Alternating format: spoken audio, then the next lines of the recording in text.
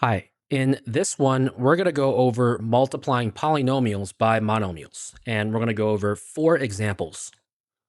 So there's nothing difficult or new about multiplying polynomials by monomials. All you're going to do is use the distributive property and the rules of exponents that we've already gone over in past videos to solve these things or to simplify. Okay, so example 1, we're told to multiply. We have x times the quantity of x plus 7. So all we're going to do is distribute the x over the sum of x plus 7. Okay, and when we do that, we get x squared plus 7x. Okay, that's all there is to it. So that's our answer. Let's try example 2.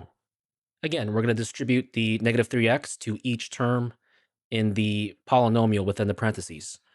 And when we do that, so we have negative 3x times 4x squared. That's going to be negative 2x to the third power. Negative 3x and negative 6x is going to give us positive 18x squared. And negative 3x times 5 is going to be negative 15x. And that's all there is to it. Okay.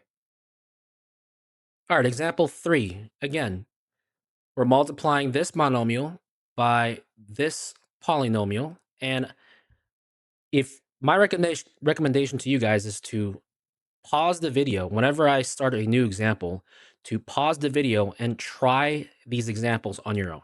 Okay. So 5ab times 3a squared is going to be 15 a to the third power b squared. Okay. And then 5ab squared times negative 2ab is going to be negative 10 a squared and b to the third power. Okay.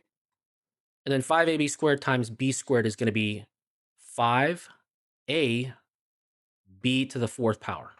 Okay, so your final answer is going to be 15a cubed b squared minus 10a squared b cubed plus 5ab to the fourth power. All right, last example. And this one says to solve. So we're going to simplify. Okay, we're going to simplify what's on the left side and then solve for x. Okay, so we're going to multiply those things and then we're going to multiply 5 by x squared at negative 2. So when we do that, we get 2x minus 5x squared plus 5 and x squared gives us 5x squared. 5 times negative 2 is negative 10. And all of that is going to equal 0.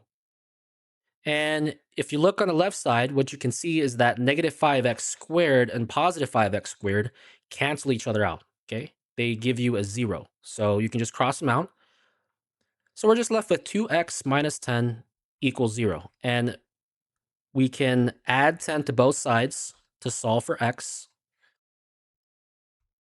So we get 2x equals 10. We're going to divide both sides by 2.